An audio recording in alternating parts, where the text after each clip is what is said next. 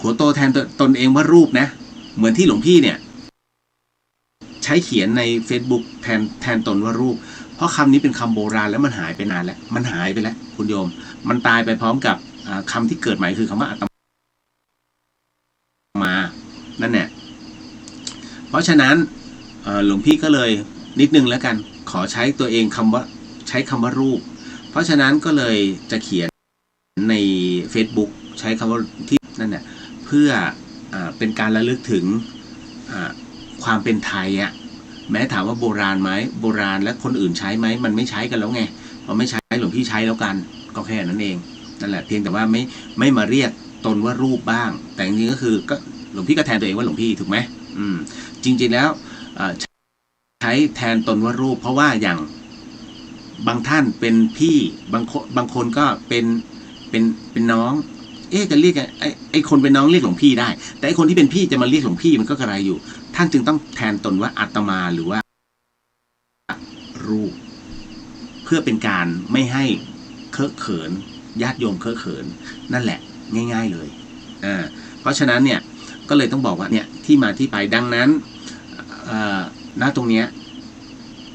เมื่อโขโตเนี่ยท่านให้เกียรติว่าอันนี้ต้องสร้างเป็นดีๆดังนั้นท่านจึงไม่ข้ามนะก็เช่นกันกรณีตรงนี้เช่นกันในการก่อสร้างเราก็ยังไม่ทำอะไรนะจนกว่าทั้งหมดจะเสร็จก่อนนั่นนะท่านต้องให้เกียรติตรงนี้หมายถึงว่ากรณีที่จะทำการก่อสร้างอะไรก็แล้วแต่เนี่ยนั่นนะต้องเป็นขั้นเป็นตอนเนาะขออนุญาตนิดนึงต่อมาเรื่องอุโบสถได้เก็บไว้ก่อนก็อันนี้ปอมแปมพอได้ยินข่าวเนาะของคุณลุงก็ท่านเสียชีวิตลงเมื่อวานที่ภูเก็ตเดี๋ยวหลวงพี่ก็อาจจะต้องเดินทางแหละแต่ว่าเดี๋ยวขอคุยกับทางภูเก็ตก่อนไม่ใช่คนใต้หลวงพี่ไม่ใช่คนใต้คนกรุงเทพเพียงแต่ว่าอาจารย์วัฒนาเนี่ยซึ่งอยู่เชียงใหม่ท่านสุขภาพไม่ค่อยจะดีแล้วก็งานหลวงพี่ก็เห็นเดินต่อแตะแล้วก็เข้าใจอยู่นั่นแหละแล้วก็โยมลูกชายก็คือเจี๊ยบเนี่ยนั่นแหละก็เป็นอะไรที่ก็สนิทกันอยู่แล้วเวลามาหาหลวงพี่ภัสกรเนี่ยเจี๊ยบก็จะมาหาหลวงพี่เองไปถ่ายโฆษณาก็ถ่ายวิวเป็นท็อปวิวเนี่ยขึ้นหอ2 ลำแล้วก็ถ่ายด้วยกันก็นั่นแหละฝีมือหลวงพี่นั่นแหละก็ทำงานกันตรงนี้คุณโยมมุนานมัสการค่ะเจริญพรตามมาด้วยเจ้าถิ่นชัดเจนแล้วโยมน้องเมื่อกี้น้องเขามาทำให้ปรับตรงนี้ให้คุณโยมพี่ขวัญตาไม่ทราบว่าท่านอื่นเป็นหมายแต่อีกช่องติดขัดเสียงหายแต่ช่องนี้เสียงชัดเจนเจ้าค่ะอ๋อมีหน้าล่ะก็ช่องนั้นเนี่ยท่านเกี่ยวสัญญาณจากช่องเนี้ยเอาไปออก เนาะก็ไม่เป็นไรคุณโยมมุนาว่าประตูมันจะรับน้ำหนักไหวไหม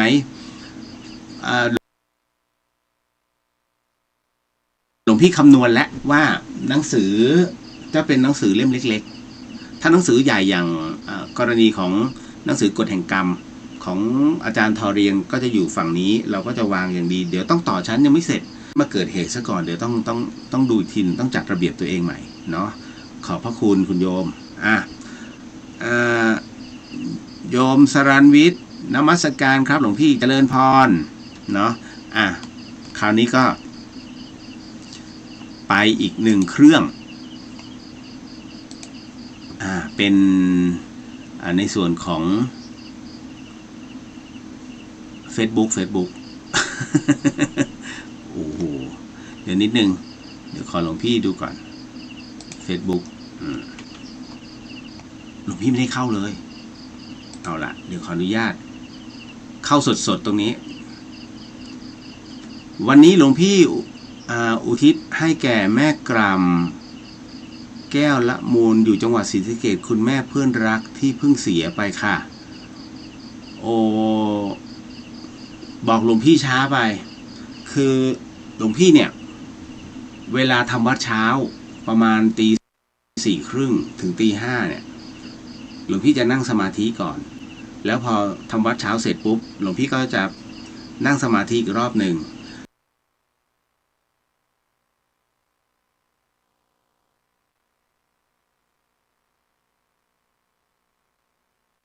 ตรงเนี้ยสมาธิตรงนี้เป็นสมาธิในการแผ่เมตตาให้กับบุคคลหลายๆท่านที่มรณกรรมลงหลวงพี่ก็จะอุทิศแล้วก็ส่งบุญให้เดี๋ยวได้หลวงพี่รับปากว่าเดี๋ยวพรุ่งนี้ตรงนี้ให้กับคุณแม่กล่ำเนาะแก้วละมุน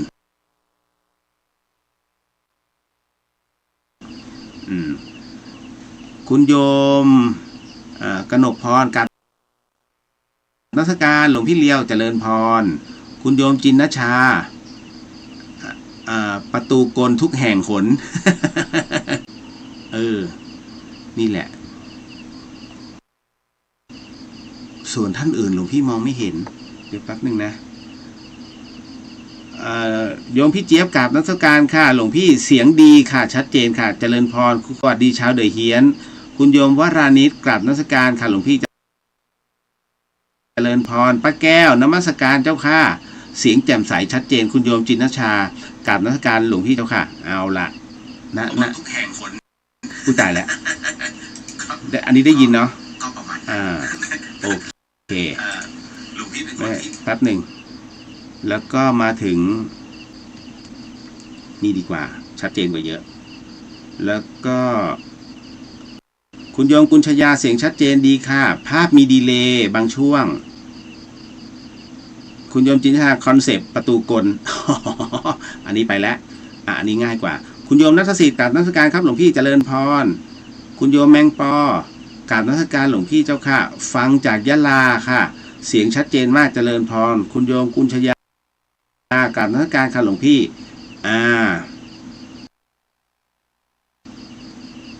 ไหนยังอุทิศได้เหรอคะทำไมจะอุทิศไม่ได้ล่ะมันได้ทุกวันแหละเพียงแต่ว่าหลวงพี่จะทำให้แค่วันเดียว มันเปื้อก็ไม่จริงๆมันแผ่ได้หมดแหละเพียงแต่ว่าบางทีหลวงพี่จะลืมเพราะหลายท่านฝากมาเป็นเล่มไม่เป็นไรถ้ายังไม่เกิน100 วันน่ะไม่มีปัญหา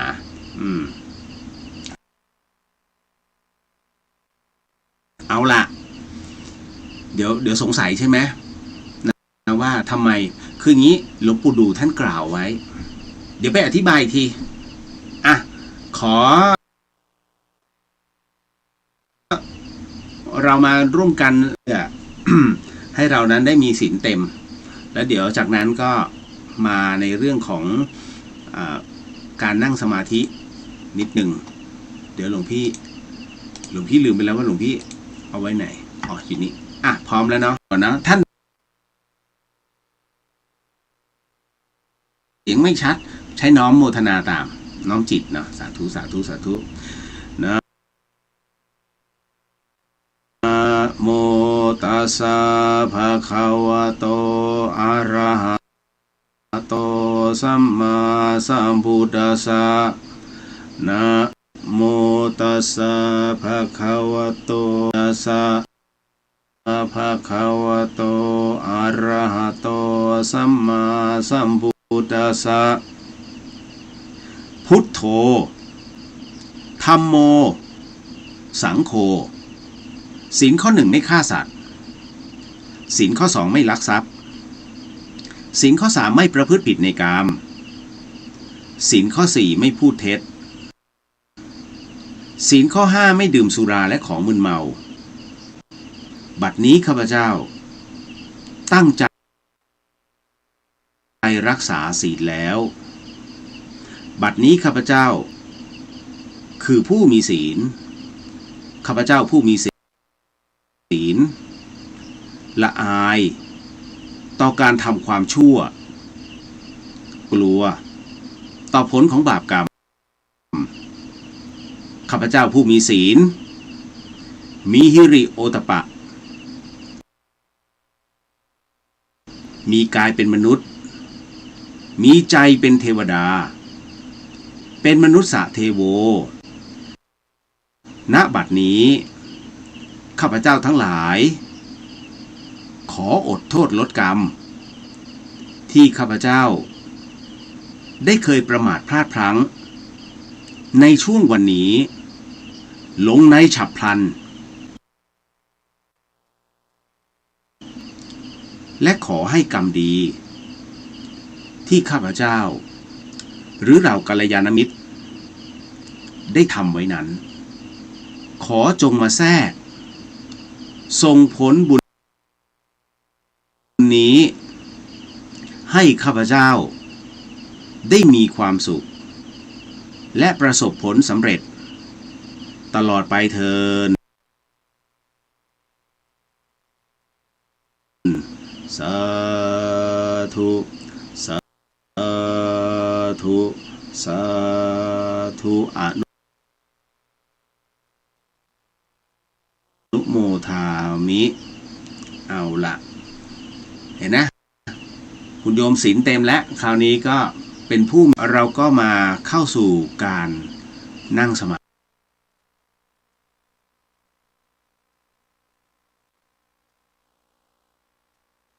ธิกันหลวงพี่ไม่กำหนดเนาะว่าคุณโยมนั้นจะถนัดแบบไหนอะไรยังไงไม่กำหนดนะเพราะฉะนั้นใครถนัดนั่งกับเก้าอี้ได้หมด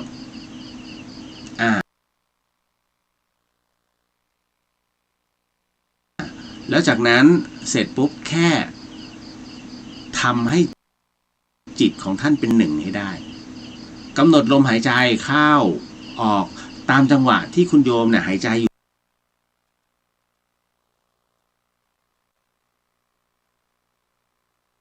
่ปัจจุบันแต่ถ้าจะลากก็หายใจธรรมดาแหละฮึดฮาร์ดฮึดฮาร์ดฮึดฮาร์ดแต่พอกำหนดยาวไปหน่อยฮึดผ่อนฮาร์ดก็จะพุทโธพุทโธไม่ต้องฮึดฮาร์ดแบบหลวงพี่นะนี่ฮึดนะเพราะฉะนั้นดังนั้นก็เอาตามที่ตัวเองถนัดพองหนอ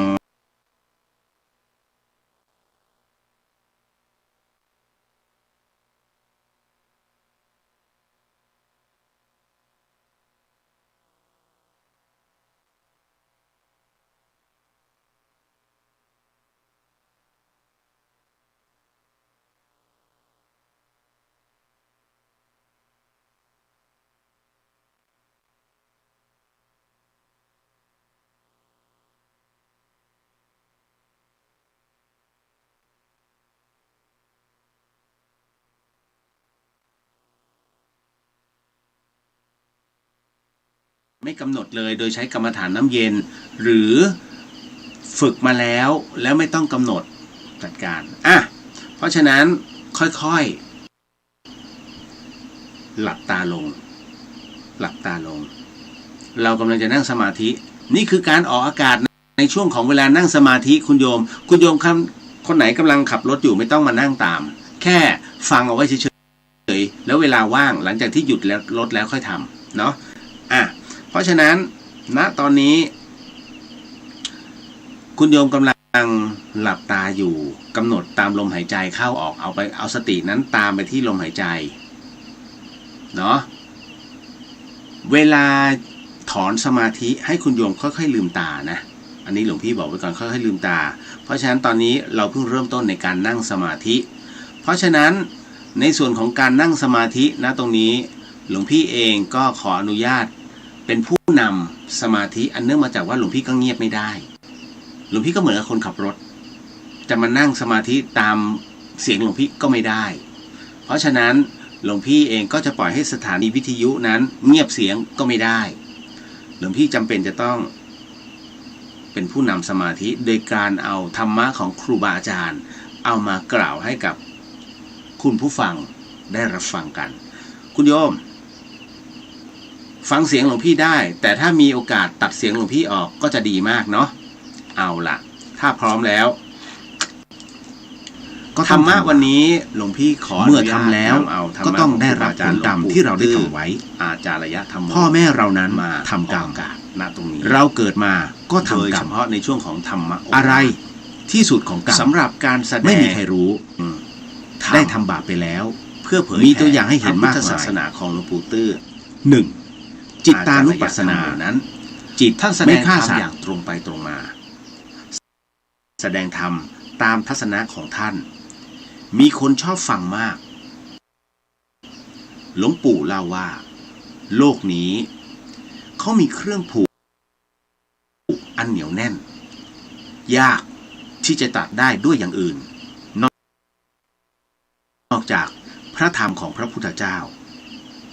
มนุษย์เราเกิดมาก็ต้องทำบาปเมื่อทำแล้วก็ต้องได้รับผลกรรมที่เราได้ทำไว้พ่อ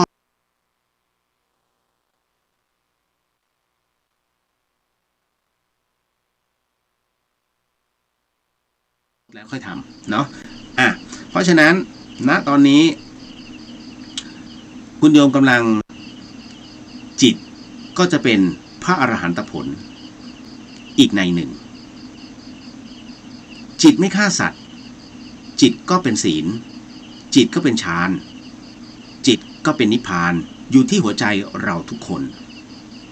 จิตที่ไม่ลักทรัพย์คือจิตก็เป็นศีลจิตก็เป็นฌานจิตก็เป็นนิพพาน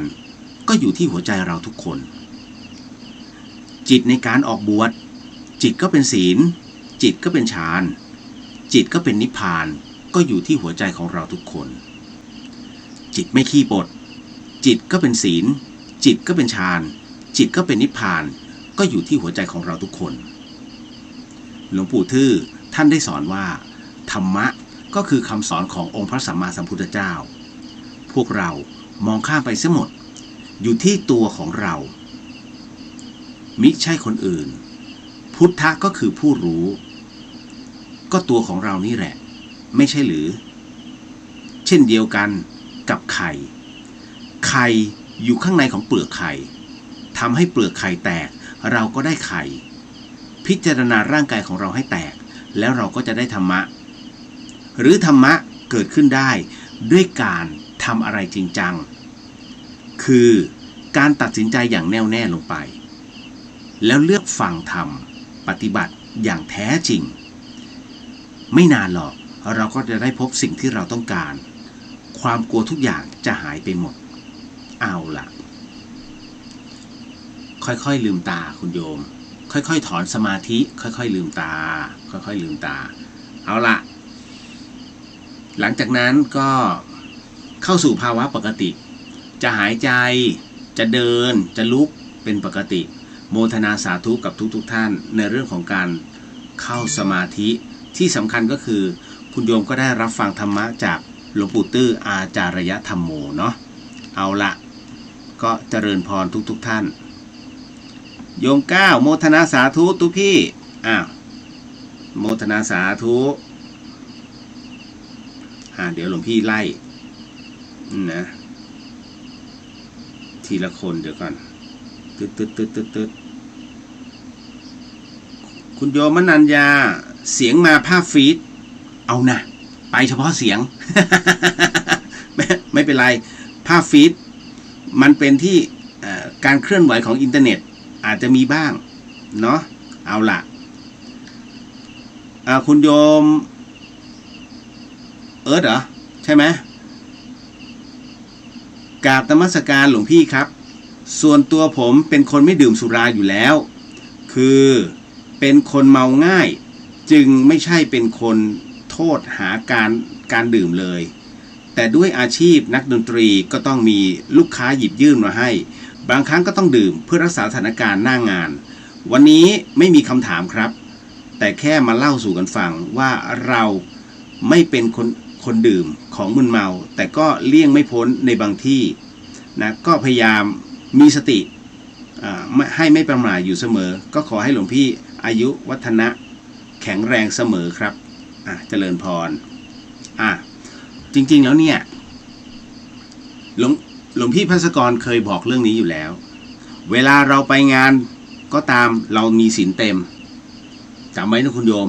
จะไปงานเลี้ยงเนี่ยสมทานศีลก่อนเข้าเลยพุทโธธัมโมสังโฆศีลข้อ 1ไม่ฆ่าสัตว์ศีลข้อ 2ไม่ลักทรัพย์ศีลข้อ 3ไม่ประพฤติผิดในการศีลข้อ 4ไม่พูดเท็จศีลข้อ 5ไม่ดื่มสุราและของมึนเมาบัดนี้ข้าพเจ้าตั้งใจรักษาศีลและบัดนี้ข้าพเจ้าคือผู้มีศีลด้วยอำนาจแห่งศีลนี้ก็ขอให้งานเลี้ยงวันนี้ให้ข้าพเจ้ากลับบ้านโดยสวัสดิภาพแล้วอาจติดต่อธุรกิจได้ก็ขอให้เป็นธุรกิจหลายร้อยล้านด้วยเธอเพียงเข้าไปเลยในงานพอเข้าไปในงานเลี้ยงรุ่นเสร็จปุ๊บใช่ไหมดื่มน้อยทุกคนจะบอกอันไหนเลี่ยงได้ก็เลี่ยงอันไหนเลี่ยงไม่ได้นิดหน่อยนะก็ขออนุญาตนะครับนึกในใจขออนุญาตเหล่าเทวดาที่คุ้มครองอยู่นะครับขอนิดนึงเนื่องจากว่ามันเป็นมารยาทก็จิบไม่ต้องเยอะจิบนิดนึงบางทีแกล้งยกดื่มแต่เม้มปากไว้มันก็มีหลุดไปบ้างนะก็แล้วแต่เราแต่คราวนี้พอทุกอย่างลงตัวแล้วลงล็อกจะออกจากงานสมทานใหม่ก็ศีลมันขาดไปข้อนึงไงศีลขาดต่อได้ไงเพราะฉะนั้นใจเราไม่ได้กินแต่ปากมันไปพร้อมมือนะมันนิสัยไม่ดีมือไม่เขายื่นให้เรารับไงต้องโทษมือเราถูกไหมจริงๆไม่ยกหมดเลย อันนั้นก็ไม่ใช่นะแต่ว่านิดนึงพอปันสังเขปก็ได้คือกรณีตรงนี้หลวงพี่เข้าใจเพราะว่าหลายๆคนนะก็จะประสบปัญหาแบบนี้ไม่เป็นไรเดี๋ยวเรามาว่ากันขออนุญาตส่งบุญส่งพรให้กับคุณโยมก่อนเพราะหลายท่านง่วงนอน ก็มีขวดน้ำกันอยู่ใกล้ๆเนาะมาถ้าภาษาเหนือเขาเรียกหยาดน้ำนั่นไม่ใช่หยาดน้ำอะไรนะหยาดน้ำ ถ้าพร้อมแล้วเดี๋ยวหลวงพี่นำ น้อมจิตตามคุณโยมจะส่งบุญนี้ให้ใครทั้งคนเป็นและผู้วายชนได้หมดบุญเนี่ยได้ทั้งหมดนะแต่เดี๋ยวตัวบุญเขาจะไปจัดสรรกันเองว่าถ้าคนตายก็ได้รับแบบนี้แต่ถ้าคนเป็นเขาเรียกว่าเป็นธนาคารบุญไปส่งไปก็แค่นี้สัมภเวสีผีเล่ร่อนทวยเทพเทวดาทั้งหลายก็แล้วแต่ตามสัดส่วนที่เราอธิษฐานถ้าพร้อม เราข้างนอกกุฏิหลวงพี่ด้วยเนอะรับพร ให้เขาหน่อยนึง ยะถาวาริวหาปุราปาริปุเรนติสาครัง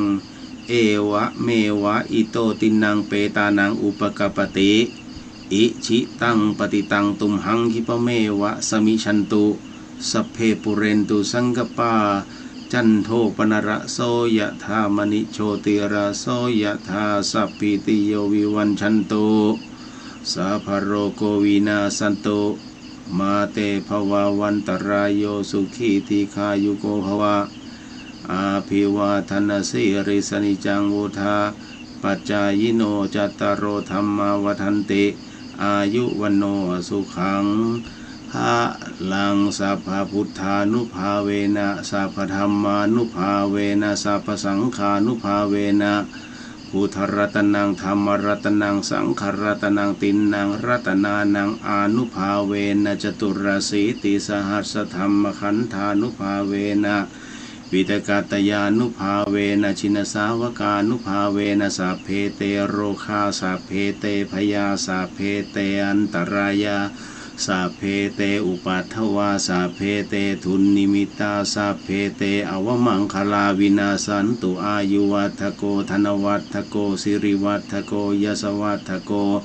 พลวัฏโกวันวัฏโกสุขวัฏโกโหตุสัพพทาทุกขโรคพยาเวลาโสกาสาตุจุปัฏฐวาอเนกาอันตรายาปิวินาสันตุเตชะสาชยสิทธิธนังราพังโสธีภคยังสุขังพลังสิริอายุจวันโนจะโพคังวุฒิจยสวาสัตวสาจะอายุจะชีวสิทธิภวันตุเต ภวันตุสาพมังคารังราขันตุสาพเดวตาสาพพุทธานุภาเวนัสทาสุเทภวันตุเตภวันตุสาพมังคารัง รักขันตุสาพเทวตาสาพธรรมานุภาเวนัสทาโสเทภวันตุเตภวันตุสาพมังครังรักขันตุสาพเทวตาสาพสังฆานุภาเวนัสทาโสเทภวันตุเตสาธุสาธุสาธุก็ผ่านพ้นไป จบเอาละเพราะฉะนั้นท่านใดที่อยากพักผ่อนก็เต็มที่หลวงพี่ไม่ห้ามเลยเพราะว่าเป็นการพักผ่อนคุณโยมเนาะต่อมาก็เข้ามาสู่ในเรื่องของคำถามก็นี้คำถามของโยมเอิร์ธเมื่อกี้ถือว่าหลายๆคนเนี่ยประสบปัญหาอยู่มันเรื่องของงานเลี้ยงและต้องดื่มเหล้ามันก็มีอีกหลายประเภทนะไอ้ที่เป็นประเภทปาณาติบาตหลวงพี่ว่าข้อศีลไปเลยแล้วกันบุคคลใดกระทำตามใดบุคคลนั้นก็ต้องให้พึงระวังนิดหนึ่งขออนุญาต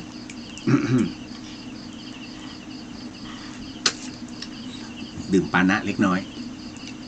มันคอแห้ง วิตามินซีก็ขอบพระคุณคุณโยมที่นำเอาเรียกว่าน้ำปรุงรสเป็นวิตามินซีอย่างเงี้ยมาถวายพระยินดีเนาะก็ครั้งก่อนคุณโยมพี่อุบลวันก็นำเอาสปอนเซอร์เนาะหลวงพี่ก็ไม่ได้บอกขอบคุณกลางอากาศแบบนี้นะออกอากาศเนาะแล้วก็คุณโยมที่ร่วมถวายปัจจัยมา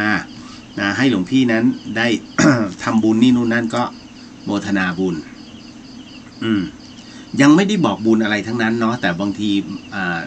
คุณโยมหลายๆท่านก็ถวายค่ะนั่นแหละ ก็หลวงพี่ก็จัดการอะไรที่เป็นศาสนกิจของสงฆ์หลวงพี่ก็จัดการออกให้หมดนะเพราะถือว่าคุณโยมส่งมาแล้วเราก็ส่งต่อก็จบหลวงพี่ไม่รับเงินหลวงพี่มีพร้อมเพย์ พูดเล่น เดี๋ยวเป็นข่าวยุ่งเลย เนาะ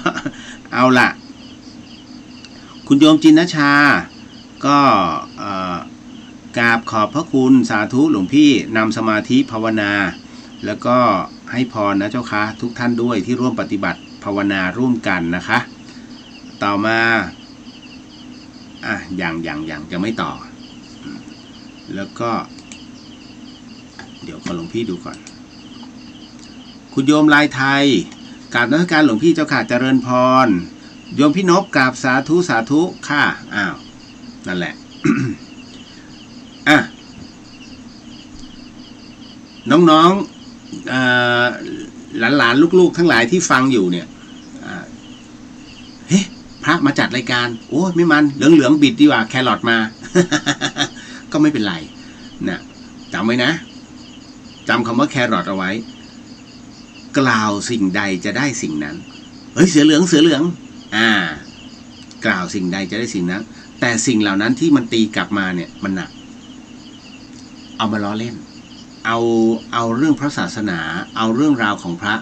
คุณโยมรู้ป่ะว่ารูปไหนเขาปฏิบัติดีรูปไหนเขาปฏิบัติไม่ดีถูกไหมอุ๊ยแค่หลอดไม่อีกแล้วเอาสนุกแต่จำไว้นะหัวมันเป็นแบบไหนแครอทเนี่ยระวังตัวเองเนี่ยส่วนใดส่วนหนึ่งจะเป็นเหมือนแครอท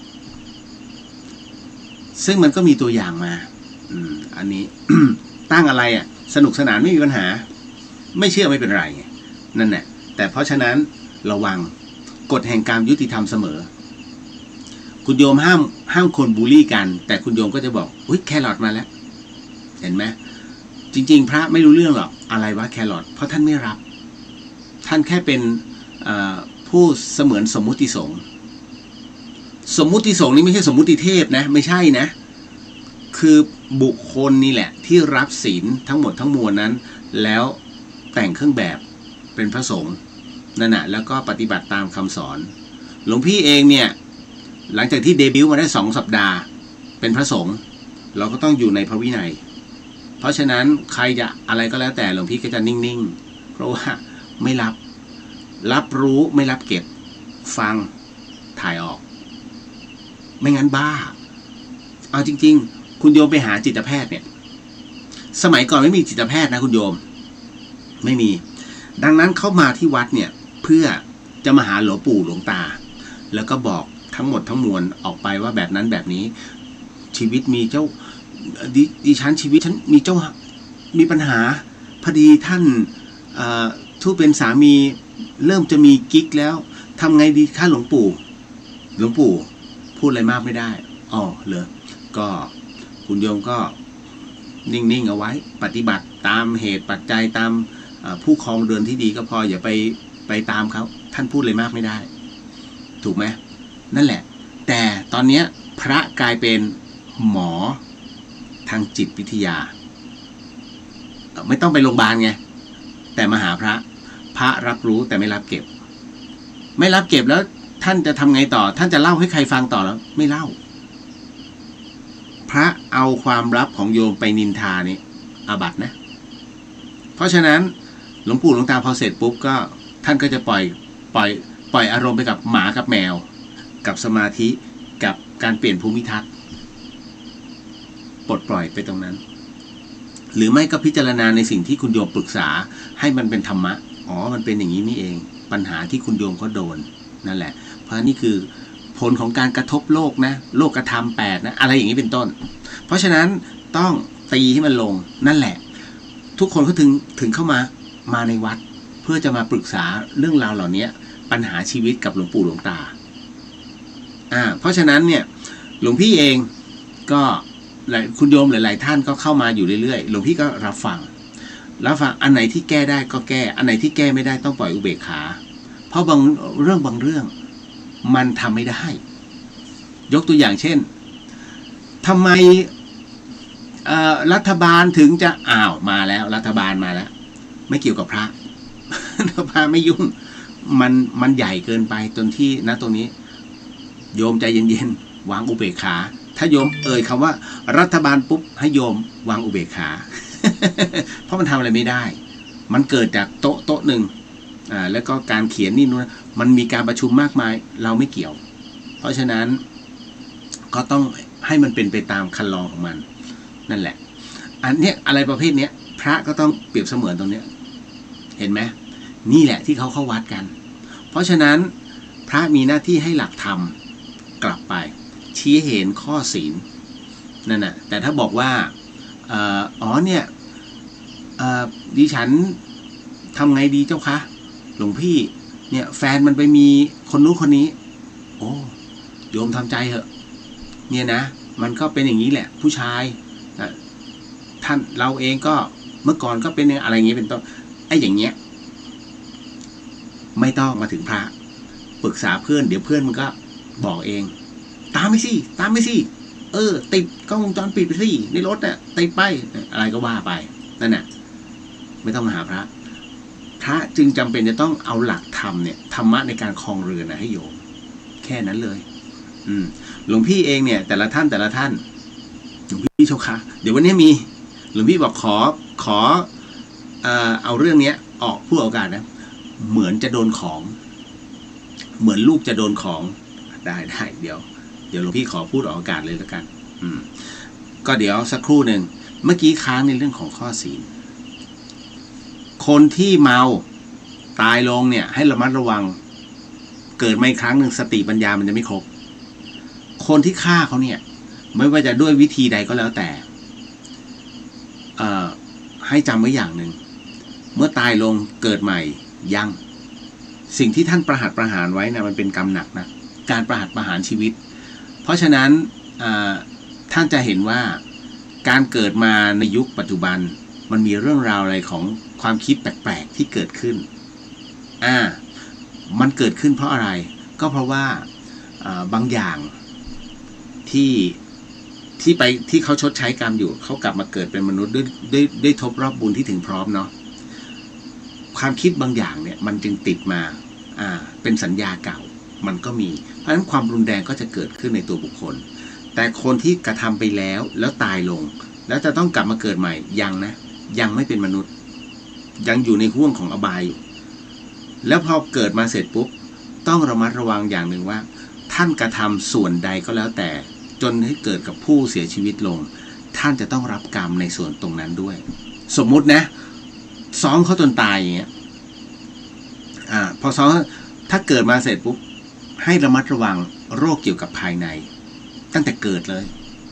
ไอ้ประเภทที่บังคับให้กินน้ำจนตายเมื่อก่อนจำได้ไหมมีข่าวว่า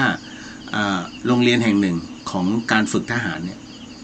ให้นักเรียนดื่มน้ำจนตายคือดื่มไปแล้วก็ซ่อมไปด้วยดื่มไปแล้วก็ซ่อมไปด้วยจนกระทั่งแบบน้ำท่วมปอดตายให้จำไว้นะคนใดก็แล้วแต่ที่ออกคำสั่งไว้ถ้าพบชาติอีกครั้งหนึ่งสมมุตินะอันนี้หลวงพี่เล่าเป็นนิยายถ้าสมมุติว่าจะต้องกลับมาเกิดอีกครั้งให้คุณโยมระมัดระวังทำอะไรกับเขาไว้อย่างเช่นมันเป็นเรื่องของน้ำท่วมปอดเนาะให้ระมัดระวังเรื่องปอดเรื่องตับโตต้องระมัดระวังบอกแล้วแต่ถ้าเป็นการประทุษร้ายต่อกันแบบไหนถ้าพากันผูกคอตายอย่างเงี้ย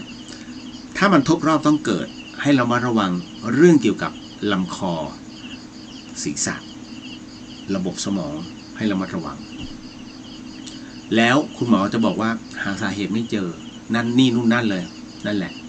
คุณจะเสียทรัพย์อีกเป็นล้าน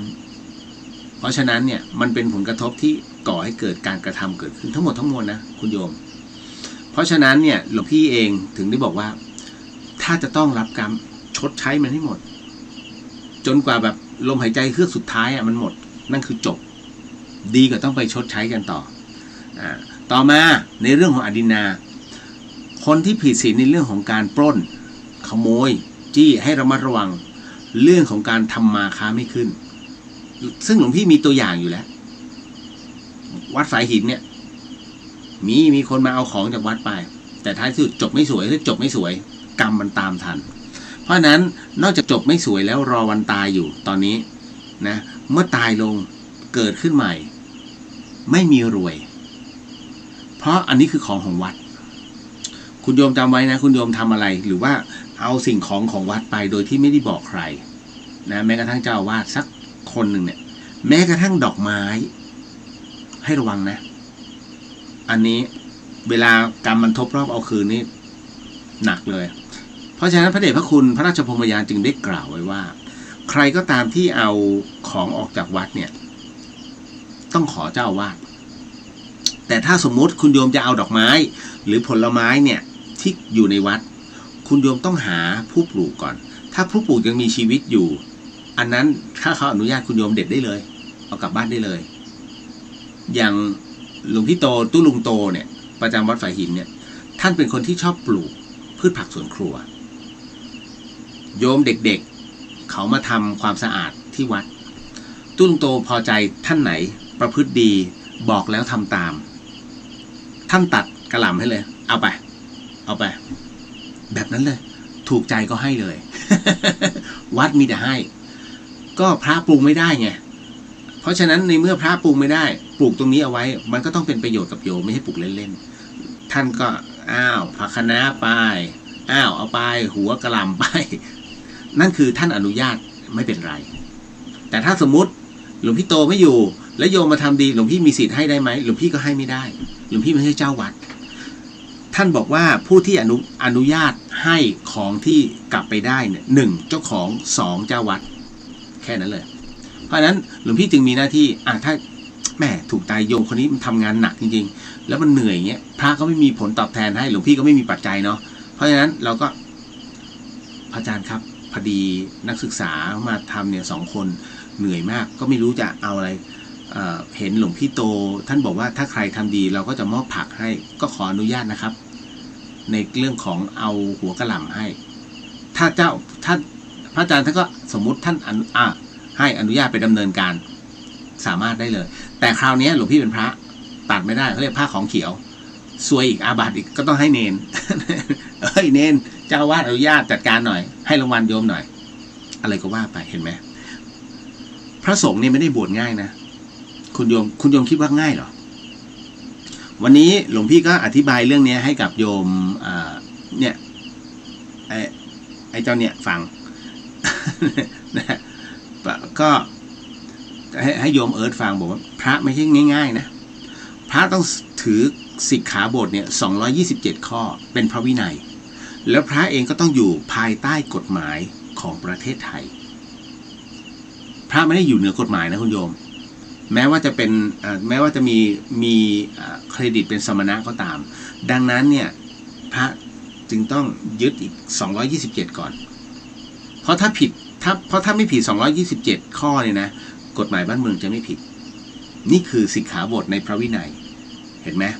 เพราะฉะนั้นกฎหมายบ้านเมืองก็ทำอะไรเราไม่ได้เพราะเราไม่ผิดแต่ปัจจุบันไม่ใช่ไงผู้ที่ทำผิดไม่ยอมอ่านสิกขาบทได้แต่รู้พระวินัยตอนที่ปาติโมกข์แต่ปาติโมกข์ไม่ได้แปลถูกไหมเพราะว่าตอนลงปาติโมกข์ห้ามแปลยาวเลยเพราะฉะนั้นนี่แหละท่านจึงไม่รู้พระใหม่จึงไม่ค่อยจะรู้ยกเว้นว่าพระที่ผู้ที่ศึกษานะตรงนี้แล้วท่านอ่านในสิกขาบทอย่างหลวงปู่หลวงตาใช้ให้ไปอ่านก่อนอันนี้ท่านรู้นี่แหละต่อมาในเรื่องของกาเมคุณโยมที่ผิดศีลกาเมให้ระมัดระวังหลวงพี่เนี่ยอยากจะเตือนเหล่าน้องๆหลวงพี่ของหลายๆท่านเนี่ยที่เจ้าชู้นะแล้วโพสต์เปลี่ยนอีกแล้วสัปดาห์นี้เปลี่ยนคนอีกแล้วมันเปลี่ยนตลอดหลวงพี่ก็อยากจะบอกว่าเขาเรียกว่าอีกภาคหนึ่งเขาออกมาแล้วคุณโยมจำไว้นะการเจ้าชู้มากจนเกินไปความเป็นชายของคุณโยมจะหมดไปในอนาคตการคุณโยมจะต้องกลับมาเป็นผู้หญิงแต่ก่อนจะกลับมาเป็นผู้หญิงนั้นเหมือนกับสามเหลี่ยมเพศจะต้องคุณโยมต้องเป็นผู้ชายเรโทรก่อนเนียบแล้วก็จะค่อยๆเปลี่ยนนิสัยท้ายสุดเป็นหญิงเขาเรียกอะไรทบรอบกงกรรมที่คุณโยมนั้นได้ผิดตรงนี้ต่อมาเข้าสู่ในเรื่องของพูดปดมดเท็จคุณโยมจำไว้ว่าถ้าคุณโยมผิดศีลข้อนี้เวลากลับมาอีกหนึ่งชาติในการชดใช้เนี่ยจะเป็นการที่พูดอะไรไม่มีใครเชื่อทำอะไรไม่มีใครฟังขอความร่วมมือก็ไม่มีใครให้เพราะฉะนั้นความเชื่อถือในตัวจึงไม่มีเขาเรียกราศีไม่จับคุณโยมจะเกิดมาแบบไม่มีราศีเลยเด็กคนนี้จะหน้าตาหมุนเคยเห็นไหมเวลาคุณโยมไปโรงเรียนลูกไปรับลูกคุณโยมลองดูเพื่อนลูกสิลูกเราราศีดีแต่มันจะมีเด็กบางคนราศีตกไม่ดีเลยทำไมอยู่ๆไม่ถูกใจเด็กคนนี้ทำไมดูแล้วเด็กคนนี้พยายามมาพูดดีกับเราจึงไม่ชอบนี่แหละเป็นเรื่องของผิดศีลข้อนี้มาก่อนในอดีตชาตินะก็เลยบอกไว้ว่าศีลทั้ง5ข้อมันมีส่วนสำคัญที่มีผลกระทบกับในเรื่องของการเกิดอันนี้ต่อมาคราวนี้เมื่อกี้หลวงพี่ติดในเรื่องของการทำบุญเนาะของที่หลวงปู่ดูท่านได้กล่าวเอาไว้นะโยมพี่สุวรรณยากราบนมัสการค่ะเจริญพรในส่วนที่หลวงปู่ดูท่านได้กล่าวเอาไว้คุณโยมอันเนี้ยก็ต้องบอกก่อนว่าหลวงพี่ไม่ได้เต้าขึ้นมาเองในเรื่องของการทำบุญให้กับผู้วายชนเนาะกรณีของผู้วายชนเนี่ยในการทำบุญตายปุ๊บเนี่ยอย่างคุณลุงหลวงพี่นี่แหละลุงวัดเนี่ยท่านเสียชีวิตเมื่อวานวันที่7หลวงพี่ต้องบอกเจี๊ยบว่าเจี๊ยบทำบุญเพราะว่าวันนั้นเนี่ยคือหลวงพี่มั่นใจว่าอาจารย์วัฒนาภวิไลเนี่ยเป็นคนที่เป็นนักวิชาการที่มีหลักการแล้วก็เป็นคนที่ส่งเสริมในเรื่องพระพุทธศาสนาดังนั้นเนี่ยการตายของท่านจึงมีเขาเรียกมีบุญหนุนนำอยู่อันนี้ท่านไปดีแน่ๆเพราะฉะนั้น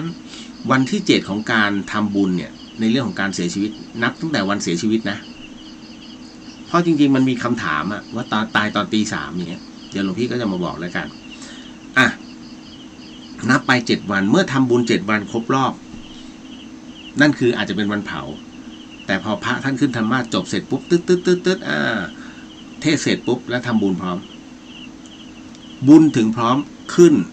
อัปเกรดทันทีมีบารมีเพิ่มขึ้นทันทีหลังจากนั้นเสร็จปุ๊บ ให้นับไปจนถึงวันที่50นับต่อไปเลยวันที่7วันที่8วันที่9วันที่10ช่วงวันที่เสียชีวิตลงกับวันที่7ตรงนี้ ขออภัยหลวงปู่ท่านบอกงี้ฮะว่าเป็นช่วงจังหวะที่จตุโลกบาลเนี่ยท่านปล่อยทุกชีวิตนะที่ตายวันนี้คือทุกชีวิตตายทุกวันประชากรบนโลกใบนี้2 วินาทีตาย1 คนขออภัย2 นาทีตาย1 คนอันนี้ประชากรทั่วโลก2 นาทีตาย1 คนดังนั้นเมื่อมันมีตายทุกวันมันก็จะมีการเขาเรียกว่าวิญญาณมันก็จะเยอะเขาก็จะปล่อย ทบไป7 วันมันจะมีบัญชีอยู่แต่ละคนเพราะฉะนั้น7 วันเนี้ยเขาปล่อยให้ไปเข้าฝันไปทำไงก็ได้ให้ไปบอกญาติโยมไปล่ำลาซะยังไม่จับ คือยังให้โอกาสแต่ลมหายใจไม่มีแล้วนะโอกาสของลมหายใจหมดไปแล้ว มาแล้วไม่ให้คุยแป๊บหนึ่ง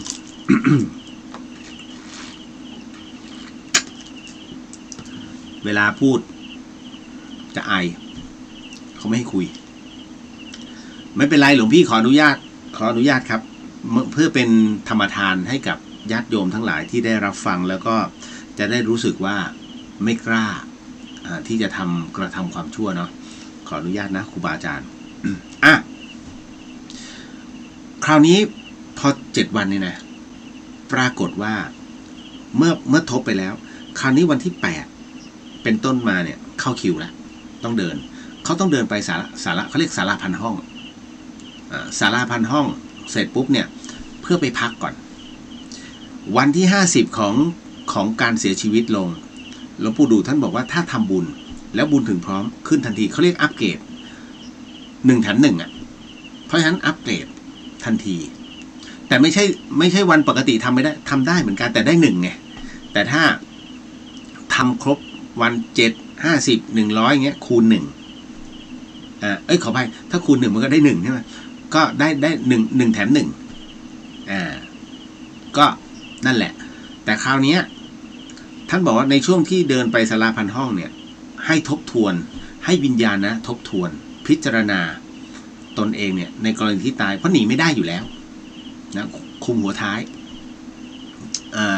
ในนิรยบาลท่านก็จะให้พิจารณาไปด้วยดูซิไปชั่งเอาในความคิด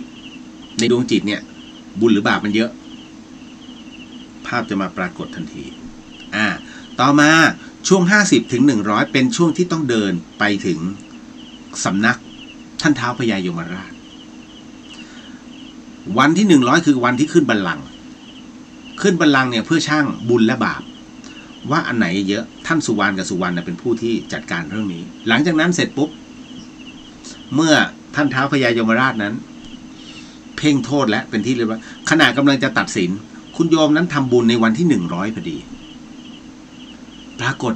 7 วันก็ทำ50 วันก็ทำ100 วันก็ทำมันได้ไงอัปเกรดทันที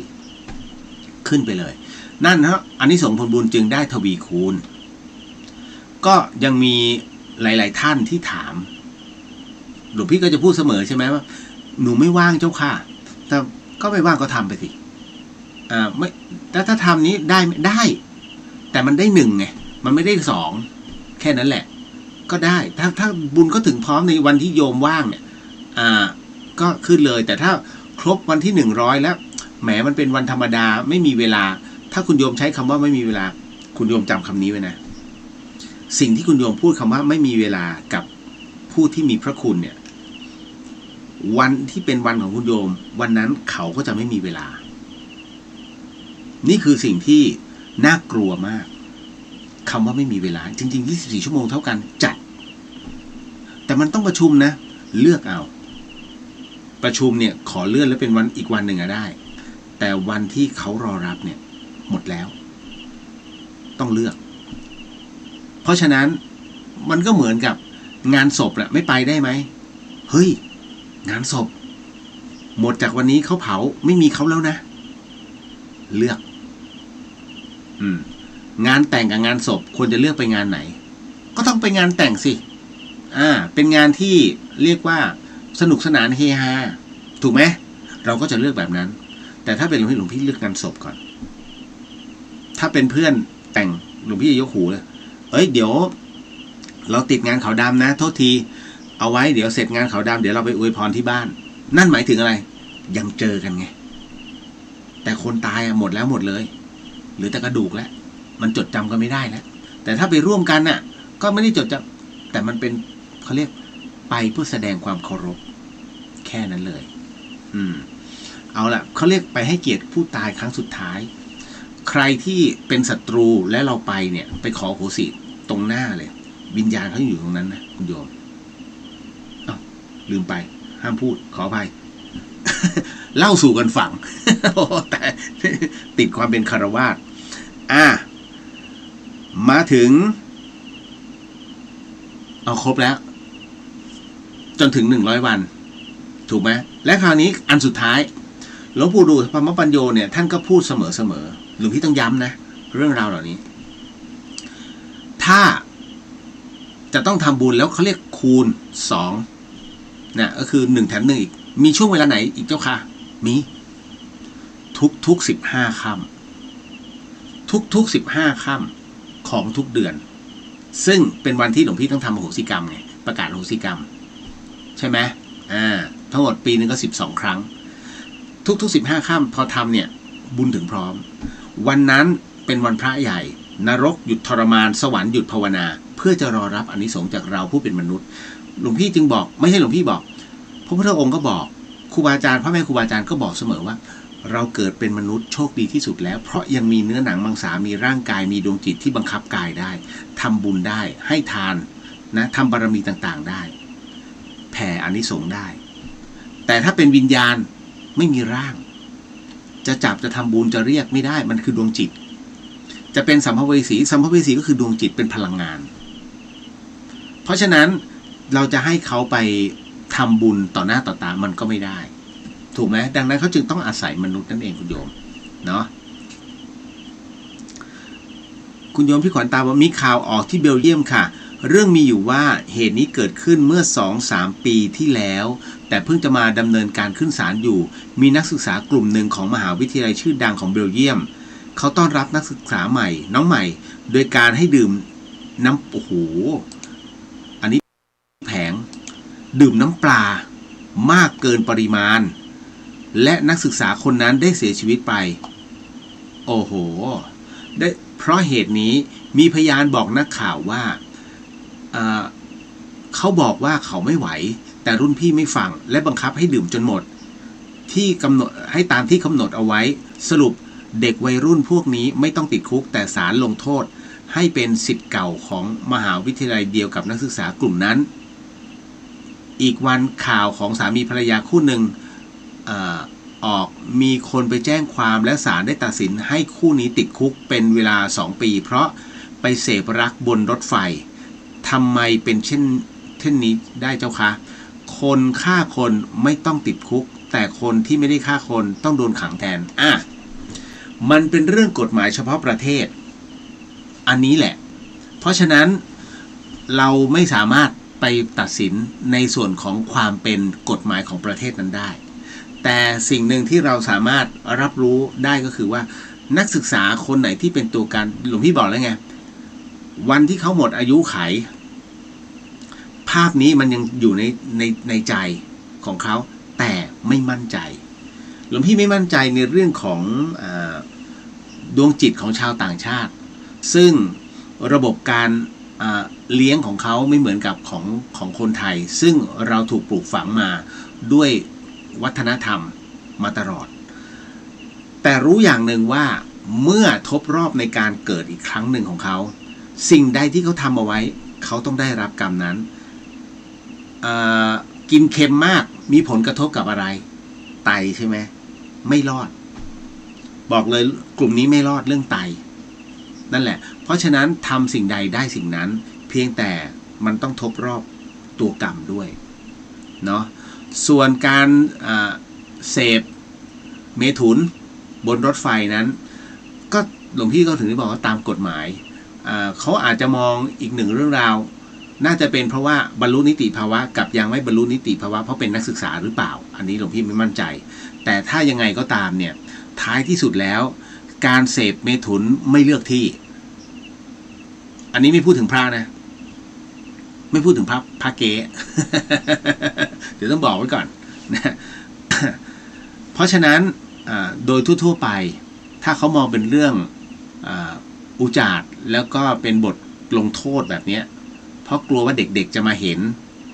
มันก็อาจจะเป็นกฎหมายเฉพาะประเทศแต่เมืองไทยเป็นกฎหมายที่เดี๋ยวก็ประท้วงเดี๋ยว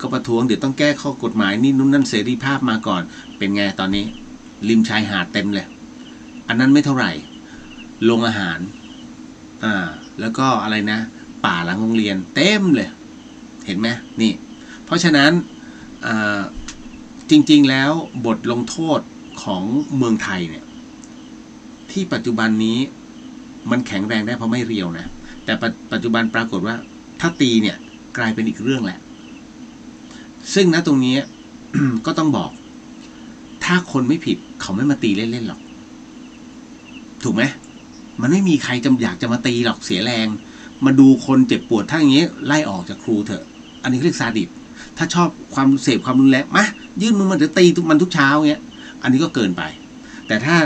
มันต้องมีกฎไงคนเรามันต้องโตด้วยไม้เรียวนั่นแหละเพราะไม่งั้นคุณโยมก็จะเห็นแบบนี้เยอะเด็กเล่นหัวอาจารย์นั่นน่ะแล้วก็โอ้ปล่อยผมฉันมีสิทธิเสรีภาพเห็นไหมไม่ว่าจะเป็นญี่ปุ่นเอาละเคี้ยวหมากฝรั่งถมถุยกันในห้องเสรีภาพไม่ถูกต้องแต่ก็ต้องแล้วแต่ว่าใครเป็นผู้ที่ทำกฎหมายขึ้นมาแค่นั้นแหละเพราะหลายๆท่านอาจจะไม่ได้ทันเติบโตกับประเภทลัทธิคอมมิวนิสต์แต่หลวงพี่ทันไงลัทธิคอมมิวนิสต์ที่เกิดขึ้นในประเทศไทยโหดนะมาพูดเสรีภาพนี่มีแต่ตายกับตายจริงๆเพราะฉะนั้นจึงเกิดระบบต่างๆขึ้นมาในการต่อต้านเป็นระบบประชาธิปไตยกึ่งเผด็จการต้องปราบคอมมิวนิสต์เขาเรียกเกลือจิ้มเกลือเพราะคอมมิวนิสต์นั้นสมัยก่อนเนี่ยไม่มีศาสนาทุกคนเท่ากันหมดเรียกทุกคนเป็นสหายแม่พ่อยังเรียกเป็นสหายเลยนั่นน่ะเพราะฉะนั้นจึงไม่มีชนชั้นเด็กถ้าดูแล้วมีความผูกพันมากเกินไปมันโยนขึ้นแล้วดาบไปปืนเสียบนี่สมัยก่อนเป็นอย่างนั้นมันเป็นเรื่องจริงที่เกิดขึ้นนี่เพราะฉะนั้นชนเผ่าในเอเชียเซาท์อีสต์เอเชียตะวันออกเฉียงใต้เนี่ยต้องเป็นระบบอีกระบบหนึ่งซึ่งมันจะไม่เหมือนยุโรปนะเพราะฉะนั้นอย่างอารยันที่เป็นอยู่ชนเผ่าอารยันเนี่ยเขาจะเป็นอีกแบบหนึ่งไม่ใช่ว่าเขาโอเคนะเขาก็ไม่โอเคเพราะฉะนั้นมันเกิดขึ้นทุกทั่วประเทศนั่นแหละมันก็แล้วแต่ว่าแล้วก็ดูเปรียบเทียบระหว่างปัจจุบันกับอดีตมันประมาณไหนแค่เปรียบเทียบนะคุณโยมแต่ไม่ต้องไม่เหมือน โยมรุ่งคืออะไรทรฝฝต่อมาขออนุญาตกลัวว่าจะข้ามท่านใดไปท่านใดที่หลวงพี่ไม่ได้พูดถึงหรือว่าไม่ได้อ่านต้องขออภัยเนาะเพราะว่าพอดีหลวงพี่เปิดแค่เครื่องเดียวเดี๋ยวพรุ่งนี้สัญญาว่าขออภัยวันศุกร์เพราะพรุ่งนี้ต้องติดงานต้องขอถ้าเป็นวันศุกร์เดี๋ยวจะดูอีกทีหนึ่งเนาะเดี๋ยวขออนุญาตเพราะว่าไม่มั่นใจว่าหลวงพี่ต้องบินลงภูเก็ตหรือเปล่าอันเนี้ยนะ มันมีเหตุเกิดขึ้นเดี๋ยวหลายๆท่านไม่รู้พอดีโยมลุงหลวงพี่อาจารย์วัฒนาภาวิไลท่านเสียชีวิตที่ภูเก็ต ท่านใดที่อยู่เรียกว่าเทคนิคเชิงดอยเนี่ยราชมงคลรุ่นเก่าๆเป็นลูกศิษย์ท่านน่ะก็ประกาศให้รู้ทั่วกันเนาะแล้วก็ที่สำคัญคือ อาจารย์วัฒนาเป็นน้องของอาจารย์ระวีของอาจารย์ระวีเพราะฉะนั้นหลวงพี่ภัสกรจะเรียกลุงวัดเนี่ยว่าอาวัดแต่ของหลวงพี่เองเนี่ยโยมแม่อ่อนกว่าก็ต้องเรียกลุง อ้าว มาในเรื่องของคำถามพอดีหลวงพี่จำได้ว่ามีโยมถามว่าตอนนั้นถ้าเกิดคนที่ตายตอนตีสามแล้วเราจะนับวันตายเขาอย่างไรถูกไหมคือเหตุมันมีคือถ้าตายกลางวันนะมีปัญหานี่คือกลางวันเที่ยงวันแต่พอเข้าเขตกลางคืนแล้วเนี่ย2 ทุ่ม2 ทุ่มยังถือว่าอยู่ในเขตว่าแต่พอมันเที่ยงคืนไปแล้วเนี่ยจนถึงตี 5-6 โมงเนี่ยนับเป็นวันไหนถ้านับเป็นวันสากลก็คือถ้านับช่วงสากลคือเป็นวันใหม่ถูกไหมมันอย่างสมมุติวันนี้วันที่15สมมุตินะคุณโยมแต่จริงไม่อยากให้เกิดแค่สมมุตินะตอนนี้ของวันที่15แล้วเที่ยงคืน36 นาทีปรากฏว่ามีคนเสียชีวิตไปตอนเที่ยงคืน10 นาทีสมมุตินะเราจะนับวันนี้เป็นวันที่14หรือ15ถ้าสากลเราก็ต้องนับวันนี้เป็นวันที่15ถูกไหมช่วงเวลาสากลแต่ตามหลักพระพุทธศาสนาเอาง่ายๆเลยเนี่ยเมื่อไหร่ก็ตามใช้เป็นเวลาพระนะพระจะออกบิณฑบาตได้ทุกวันเลยนะถ้าออกค่ำๆแดดยังไม่เขาเรียกฟ้ายังไม่สางใบไม้ยังไม่เป็นสีเขียวแล้วก้าวออกจากเขตสังฆวาสก็คือเขตวัดไปเนี่ยแล้วเป้าหมายคือบิณฑบาตปุ๊บอาบัติทันทีแค่ก้าวข้ามนิดเดียวอาบัติเลยแต่ถ้าแสงมาถึงแล้วเห็นลายมือชัดเจนด้วยแสงธรรมชาติไม่ใช่นีออนนี้นะใบไม้สีเขียวเป็นธรรมชาติแล้วก้าวออกอันนั้นเขาเรียกวันใหม่ดังนั้นจึงตอบไม่ได้ว่าช่วงเวลานั้นเนี่ยถือว่าเป็นวันอะไรเขาจึงได้อุปโลกว่าถ้าเช่นนั้นเอาว่า6 โมงเช้าของวันนั้นเนี่ยสมมุติเนี่ยวันนี้ถ้าเป็นปกติสมมุติที่ตายตอนวันที่14ขออภัยตายตอนเที่ยงคืน10 นาทียังเป็นวันที่14อยู่จนกว่าจะถึงเวลา6 โมงเช้าจึงนับเป็นวันที่15นั่นนะเพราะฉะนั้นการเสียชีวิตลงนะตรงนั้นจึงต้องทำบุญในวันที่15นับไป7 วันนั่นคือวิธีการนับดังนั้นไม่ต้องงงนะแต่ถ้าหลวงพี่แต่มันยังไม่ถึงเลยหมายถึงว่าสมมุติว่าถ้าบอกวันที่15แล้วทบไป100 วันทบไป100 วันแต่ว่าเขาตายช่วงตี 4อย่างเงี้ยค่ะแล้วต้องทำบุญยังไงต้องไปทำอีกวันไม่ทำเลยทำวันนั้นเลย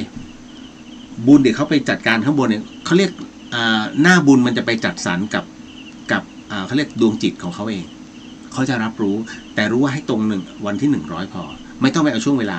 ไม่ต้องตาย9 โมงเป๊ะกูต้องทำบุญ9 โมงไม่ใช่พระยังมาไม่ตรงเวลาก็มีถูกไหมอีกหนึ่งจำได้ว่าอีก1คำถามนี่แหละคุณโยมจะบอกว่าภิกษุเนี่ยท่านเป็นพระที่ละทั้งหมดทางโลกเพื่อที่จะปฏิบัติศาสนกิจโดยการเผยแผ่พระธรรมภิกษุไม่ได้มีหน้าที่ในเรื่องของการต้องไปสวดไม่ว่าจะเป็นงานไหนก็แล้วแต่การที่ภิกษุไปสวดนั้นคือเขาเรียกการสงเคราะห์ตามเหตุปัจจัยขึ้นบันใหม่ทำบุญวันเกิดงานแต่งงานเขาเรียกงานมงคลงานศพงานอวมงคลถูกไหมเพราะฉะนั้นเนี่ยท่านก็สงเคราะห์ให้นิมนต์ก็ไปโยมท่านนี้ทำบุญกับวัดไว้เยอะท่านมีบุญคุณกับวัดเราไปสงเคราะห์เพื่อตอบแทนบุญคุณนี่พระเราเป็นอย่างนั้นแต่จริงๆหน้าที่หลักคือเผยแผ่พระพุทธศาสนาถูกไหมคราวนี้ปรากฏว่าอันนี้เป็นเหตุการณ์จริงนะที่โยมเขาถามไว้แต่หลวงพี่ไม่ได้เปิดคอมเล็ก มีโยมก็ถามมาว่าเนี่ยแล้วพอดีทำบุญบ้านเลิก9 โมงแต่นิมนต์พระมาท่านมา9 โมงกว่าตายแล้ว เลิกงามยามดีฉันหายไปเพราะพระมาสายใช่ไหมถามว่าถูกต้องไหมถูกต้องเวลาคุณโยมนัดพระสมมุตินะตามเลิกเนี่ยคุณโยมไปดูเนี่ย9 โมง 9 นาทีนะต้องเป็นพิธีสงฆ์แล้วนะเพราะฉะนั้นคุณโยมต้องมารับพระแต่เช้าจริง คำนวณเลยไปกลับคำนวณไปรับแล้วกลับมาเนี่ยใช้เวลากี่นาทีสมมุติ9 โมงถ้าต้องใช้เวลาเดินทาง1 ชั่วโมงคุณโยมต้องไปรับ7 โมงครึ่งเพื่อให้ท่านทุกรูปเตรียมตัวแล้ว8 โมงเดินทางพอ8 โมงเดินทางเสร็จปุ๊บเหยียบเต็มที่เลยไปถึงประมาณ15 นาทีพระมาถึงแล้วเมื่อไหร่ก็ตามที่พระนั่งเรียงกันเสร็จปุ๊บนั่นคือ9 โมง 9 นาทีไม่ใช่9 โมง 9 นาทีต้องนะโมตัสสะไม่ใช่พระนั่งเรียงกันเมื่อไหร่เนี่ยมันคือเลิกตามเลิกและ9 โมง 9 นาทีแต่ถ้า9 โมง 9 นาทีพระยังมาไม่ถึงนี่เขาเรียกพังแต่ถ้ารูปใดมาเองแล้วเลทขนาดนั้นเนี่ยคุณโยมก็โทษท่านไม่ได้เพราะว่ามันมีคือสงฆ์เนี่ยท่านก็มีกิจของท่านที่เป็นเขาเรียกนิมนต์ฟ้าผ่าหรือว่ามีเหตุการณ์ฟ้าผ่าที่ท่านต้องไปเพราะฉะนั้นหลายๆท่านเนี่ยมักติงข้อนี้กับพระสงฆ์ไม่ต้องติงถ้าอยากให้ตรงคุณโยมต้องไปรับแต่ถ้าท่านมาเองไม่รับประกันมีเลิกเสียเพราะพระเยอะ อันนี้หลวงพี่พูดเรื่องจริง หลวงพี่เชื่อมั่นคุณโยมก็เข้าใจเนาะก็ฝากเอาไว้กับเรื่องราวตรงนี้อย่าเอาอะไรมากมาย นะขออนุญาต เอาละจบเลยน้ำสำหรับให้ดื่มคอลื่นๆไม่มีคราวนี้ต้องขวดใหญ่แล้วยกกระดกดื่มตายอาจจะไม่สุภาพนะคุณโยมมนัญญาหมุนคืออะไรเสียงมาภาพฟีดเมื่อกี้ที่ฟ้องใช่ไหมไม่เป็นไร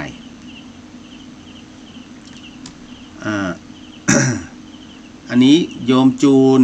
อนุโมทนากับการพัฒนาวัดฝายหินแต่หลวงพี่ก็อย่าลืมธรรมสถานที่ตุ๊พี่ภัสกรดูแลด้วยนะคะ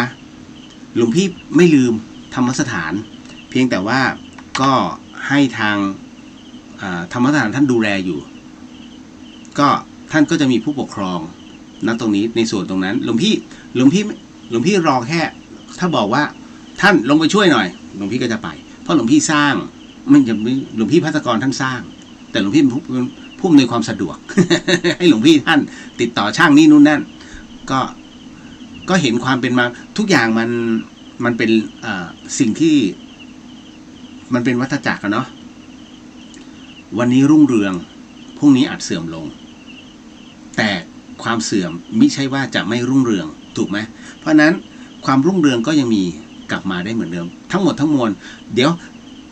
ที่หลวงพี่พูดไม่ใช่ธรรมสถานเสื่อมลงนะไม่ใช่อย่าเข้าใจผิดนะคุณโยมธรรมสถานท่านก็ประกอบในเรื่องของ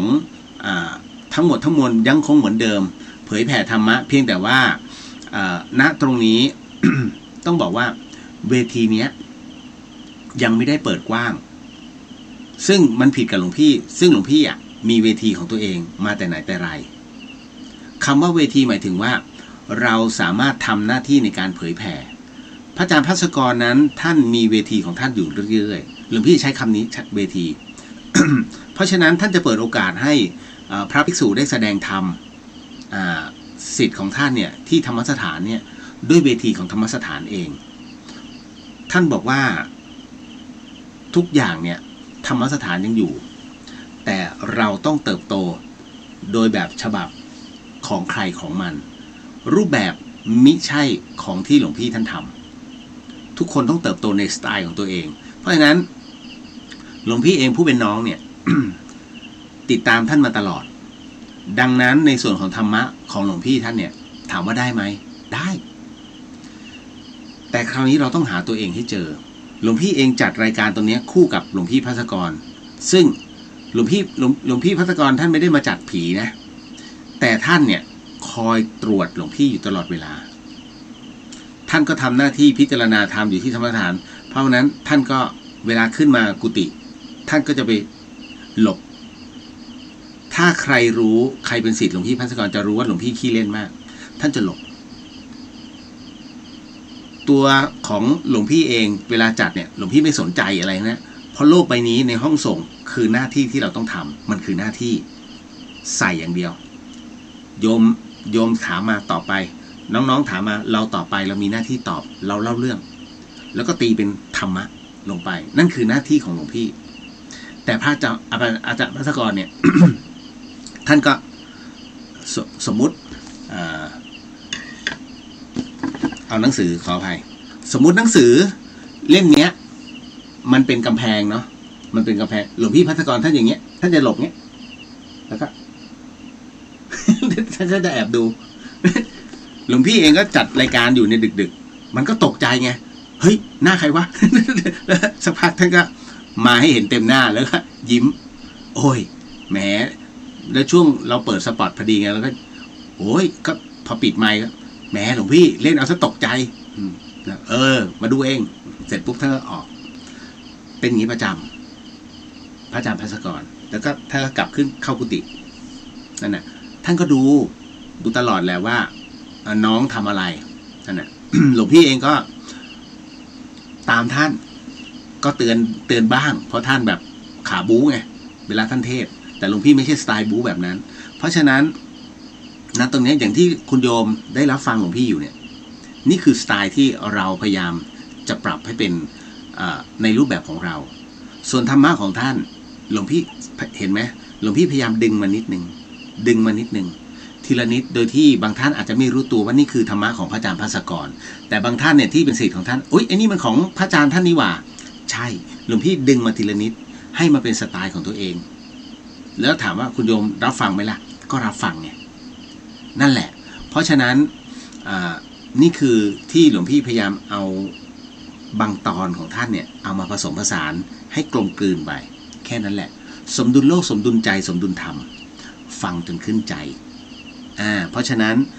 หลวงพี่ถึงได้บอกว่าคีย์ของมันนะไม่มีอะไร ใช่ไหมจำได้ไหมที่ท่านบอกอย่างโง่นะฝึกปฏิบัติเดี๋ยวไปปฏิบัติธรรมทำไมยังไม่ได้อะคะจนบัดนี้แล้วโง่ไงมึงยังโง่ไงหลวงพี่จะพูดอย่างนี้ท่านก็เลยบอกเพราะโง่จึงยึดเพราะยึดจึงอยากเพราะอยากจึงทุกข์จำได้ไหมนี่ไงฮะคีย์ของมันอยู่แค่นี้ท่านจะพูดสั้นๆว่าโง่ถ้าคนไม่รู้ก็เฮ้ใช่ไหมถูกดาววะ ใช่แล้วท่านจะขยายเพราะเราไปยึดไงมันเลยโง่ต้องยึดแบบนี้จริงๆธรรมะเนี่ยแปรผันเป็นสายน้ำพระพุทธเจ้าจึงจำได้ไหมในสมัยที่องค์พระสัมมาสัมพุทธเจ้าท่านตรัสรู้ใหม่ๆท่านกรอบเอาใบไม้ขึ้นมา1 กำมือแล้วท่านก็บอกกับเหล่าพระสาวกทั้งหลายบอกว่าจริงๆแล้วเนี่ยสิ่งที่เรารู้สิ่งที่เราตรัสรู้นั่นคือความรู้ของเรานั้นมันมีมากมายมหาศาลเหมือนกับใบไม้ที่อยู่ในป่านั้นแต่ณบัดนี้เรารวบยอดธรรมะเหล่านั้นให้มาอยู่แค่ใบไม้ที่อยู่ในมือแค่นี้นั่นแหละเพราะฉะนั้น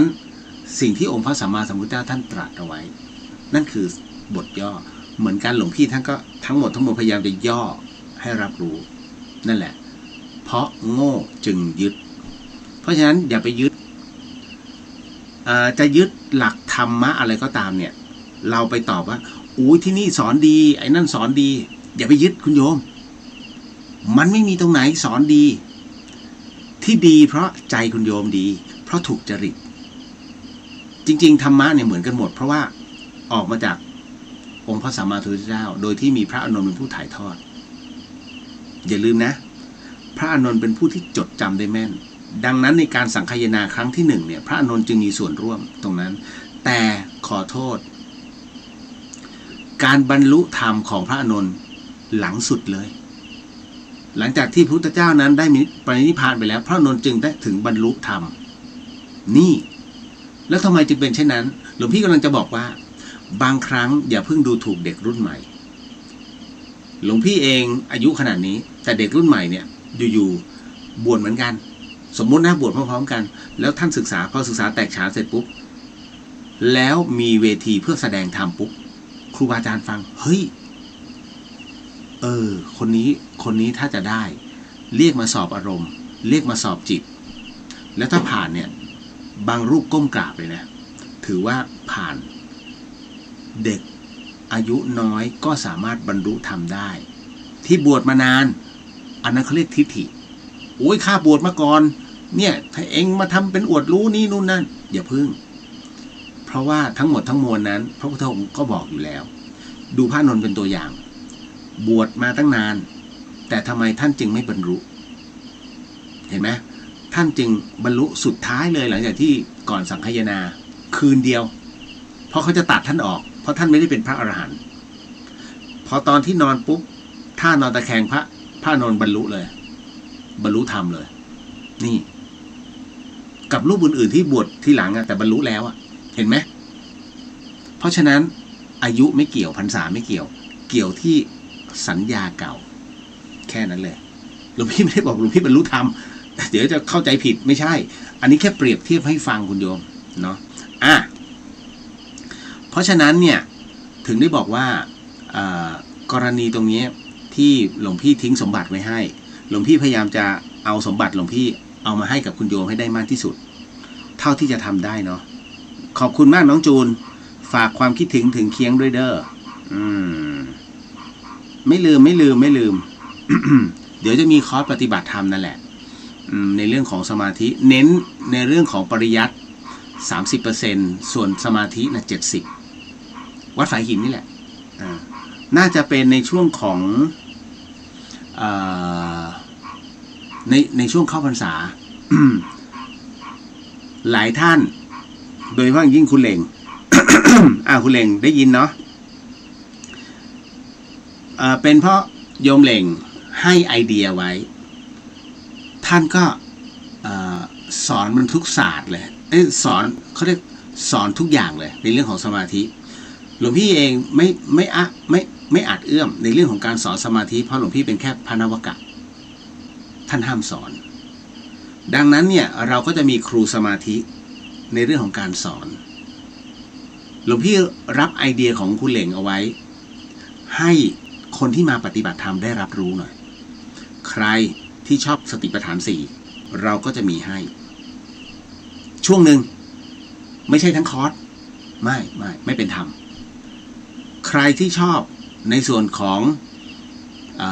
มโนมยิทธิอีกส่วนหนึ่งจัดให้ถูกไหมให้ได้เปรียบเทียบต่อมาใครที่พุทโธชอบแบบสายพระป่าก็จัดให้ใครที่ชอบปฏิบัติสมาธิในรูปแบบของสไตล์โยคะเราก็จะมีเพลงบรรเลงและปฏิบัติเป็นเพลงบรรเลงสายลมเสียงน้ำไหลให้ปฏิบัติตามและสุดท้ายกรรมฐานน้ำเย็นที่เผชิญกับความว่างอย่างไวที่สุดก็จะสอนเพราะฉะนั้นเนี่ยทั้งหมดทั้งมวลในคอร์สเนี้ยหลวงพี่ยังไม่รู้นะมันเป็นแค่ตุ๊กตาที่วางเอาไว้ไม่อยู่กับร่องกับรอยเลยที่นี่ไม่ใช่ฟังก่อนที่ต้องทำแบบนี้เพราะว่าหลวงพี่จะให้สอบจริตของแต่ละคนให้ดูว่าตัวเองเนี่ยชอบแบบไหนที่นี่จึงเป็นที่สกรีนที่แรกเลยว่าคุณโยมนะถูกจริตกับการปฏิบัติธรรมแบบนี้เพราะนั้นในเมื่อคุณโยมถูกจริตแบบยุบหนอพองหนอยุบหนอพองหนอถ้าคุณโยมชอบแบบหนอไปวัดลำเปิงไปวัดพระธาตุสีจอมทองนี่แต่ถ้าพุทโธคุณโยมไปนี่เลยวัดป่าวัดอุโมงค์วัดสันติธรรมเนี่ยทั้งหลายหรือว่าวัดอรัญญวิเวกทั้งหลายฝึกพุทโธแต่ถ้าชอบแบบสไตล์โยคะตึ้งแล้วก็เป็นเสียงสายน้ำแล้วจิตมันพลิ้วตามรู้สึกสบายผ่อนคลายที่ไหนก็ได้คุณโยมฝึกที่บ้านก็ได้เปิดแล้วก็ฝึกสมาธิเพียงแค่ให้รู้หลักแล้วถ้าสมมุติว่านามะหายใจเข้าพัทธะหายใจออกนามะหายใจเข้าพัทธะหายใจออกอันนี้ฝึกมโนมยิทธิถ้าชอบไป1วัดแม่สลาบ 2วัดท่าซุงไปนั่นคือชอบไงถ้าดื่มน้ำเย็นแล้วรู้สึกว่าเฮ้ยขึ้นกรรมฐานเร็วว่างรู้สึกสุขมากมีความสุขมากอันเนี้ยไปนู่นเลยวัดเขาศาลาอาตุละจะตุละอะไรวะเดี๋ยว ลืมแล้วที่บัวเชษไปสุรินทร์นะหรือถ้าตรงไหนมีสาขาของหลวงพ่อเยื้อนก็ไปเพราะฉะนั้นหลวงพี่มีหน้าที่สกรีนให้คุณโยมว่าจริตคุณโยมแบบนี้แล้วถ้าอยากจะจริงจังล่ะถ้าจริงจังก็สอนได้แต่อันเนี้ยคอร์สแบบเนี้ยให้รู้ไม่ได้มั่วแต่อยากจะให้รู้ว่าจิตตัวเองคุณโยมชอบแบบไหนเพราะหลวงพี่เจอเยอะมากที่มาถามหลวงพี่ภัสกรเนี่ยเยอะมากทำไมรู้สึกเกรงๆไปปฏิบัติที่นี่แล้วมันดูขัดอันนี้คือไม่ถูกจริตและพอไปฝึกตรงนั้นมันก็ยังไม่ใช่แสดงว่าไอ้แบบนั้นก็ไม่ถูกจริตคือมาถามหลวงพี่ท่านก็ไม่รู้จะบอกยังไงเพราะมันไม่ถูกจริตสักอย่างหนึ่งเพราะฉะนั้นจึงมีอันหนึ่งที่เข้ามาให้ก็คือมึงไปเปิดเพลงบรรเลงแล้วลองนั่งสมาธิตรงนั้นผ่อนคลายเปิดจุดอโลมาซะหน่อยเป็นกำยานได้หมดเพราะฉะนั้นถึงได้บอกว่าเดี๋ยวก็บอกพระอาจารย์ท่านไว้แล้วแต่บอกว่าของฝ่ายหินไม่เหมือนชาวบ้านนะฝึกดูในเรื่องของทั้งขันติแล้วก็ดูตนดูจิตดูใจด้วย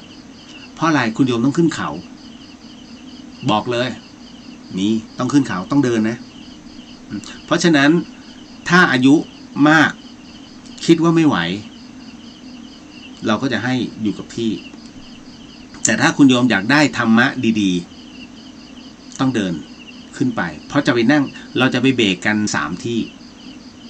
ไปนั่งตรงจุดชมวิวทั้งหลายแล้วก็นั่งที่วัดโบราณวัด3 ยอดคุณโยมอยากจะให้เล่าเรื่องผีเดี๋ยวก่อนใจเย็นๆเอาไว้ก่อนติดไว้ก่อนนะเพราะฉะนั้นเนี่ยทั้งหมดทั้งมวลที่หลวงพี่พูดออกมามันจะเกิดขึ้นภายในพรรษานี้แหละนั่นแหละหลวงพี่แค่ผู้ช่วยก็จะให้พระอาจารย์ต่างๆที่ธรรมสถานขึ้นมาสอนนะแต่ละรูปท่านก็มีเวทีหลวงพี่ทำตรงนี้แหละเพื่อให้มีเวทีนั่นแหละเดี๋ยวแต่ละรูปเนี่ยท่านจบเป็นครูสมาธิกันมาเนี่ยมันก็หลายที่แล้วแต่ท่านไม่มีเวทีหลวงพี่เลยต้องจัดตรงนี้ให้ ก็อันนี้บอกไว้ก่อนแต่ถ้าจะต้องขาดทุนทรัพย์ก็ในเรื่องของอาหารการกินแค่นั้นแหละโยมท่านใดอยากจะร่วมบุญอาหารทำบุญได้นี่เราก็จะจัดลงครัวมีแม่ครัวพร้อมอะไรอย่างนี้เป็นต้นนั่นก็คือเหตุปัจจัยที่หลวงพี่ได้บอกเอาไว้เนาะแจ้งเอาไว้อันนี้ไปแล้วเนาะอันนี้ไปแล้วเอิร์ธไปแล้วเดี๋ยววันพรุ่งนี้เดี๋ยวหลวงพี่จะบอกอีกทีหนึ่ง คุณจีน่าว่ามีวิธีสแกนร่างกายอีกอย่างเจ้าค่ะที่เหมาะกับคนนั่งสมาธิแล้วติดเพ่งแม้อันนั้นเอาไว้ใช้กับเด็กหลวงพี่จะใช้กับเด็กโยมแอรีเนาะโยมแอนเอาโมทนาสาธุค่ะอันนี้ก็หอมปากหอมคอเนี่ยหลวงพี่ก็จะได้อย่างศรัทธา